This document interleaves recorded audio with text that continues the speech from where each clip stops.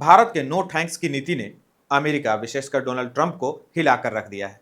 Trump ने सोचा था व्यापार और ताकत की धौंस दिखाकर वह भारत को काबू में कर लेगा, परंतु शुरू से ही भारत ने अमेरिका के प्रभुत्व को स्वीकारने से इनकार कर दिया, फिर चाहे वो परमाणु परीक्षण हो या रूसी S-400 के सौदे। जब भी अमेरिकी दबाव का सामना करने की बात आती है, भारत कठोर रुख अपनाता है और जीतता है। पहले भी भारत ने कई अवसर पर अमेरिका से कहा है, तुम सुपर पावर हो गए अपने घर के, यहां तो हमारी चलेगी।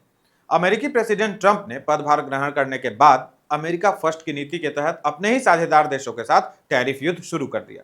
भारत पर भी टैरिफ संबंधी दबाव बनाए गए। कतर की अपनी यात्रा के दौरान ट्रंप ने दावा किया कि भारत ने अमेरिकी वस्तुओं पर सभी टैरिफ समाप्त करने की पेशकश की है। इसका जवाब विदेश मंत्री एस जयशंकर देते हैं।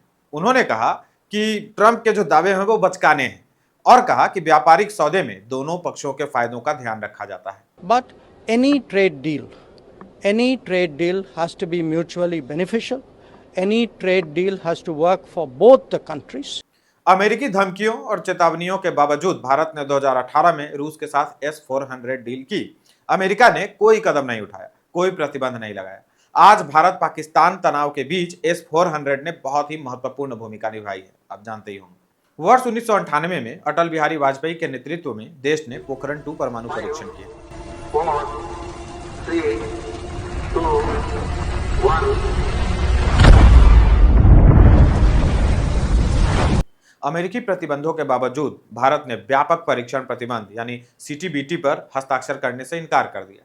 अपनी बात पर अड़ा रहा और अंततः अमेरिका ने भारत की शर्तों पर भारत अमेरिका परमाणु समझौते पर सहमति जताई 2008 में। भारत ने चाबहार बंदरगाह के विकास के लिए ईरान के साथ समझौता किया था। अमेरिका को इससे भी आपत्ति हो गई। अमेरिकी आपत्तियों के बाद भी भारत चाबहार बंदरगाह से अफगानिस्तान और मध्य एशिया तक मल्टी मॉडल कनेक्टिविटी विकसित करने के लिए निवेश किए जा रहा है, अभी भी कर रहा है। रूस यूक्रेन संघर्ष के बाद भारत पर अमेरिका और यूरोपीय संघ ने दबाव बनाया कि भारत रूस से तेल ना खरीदे। भारत ने तेल खरीद पर रोक तो दूर, रूस से तेल का आयात पहले से अधिक बढ़ा दिया। भारत अमेरिका के सामने कभी झुका ही नहीं, फिर चाहे वो ट्रंप की सरकार हो, रिपब्लिकन की या फिर डेमोक्रेट्स की।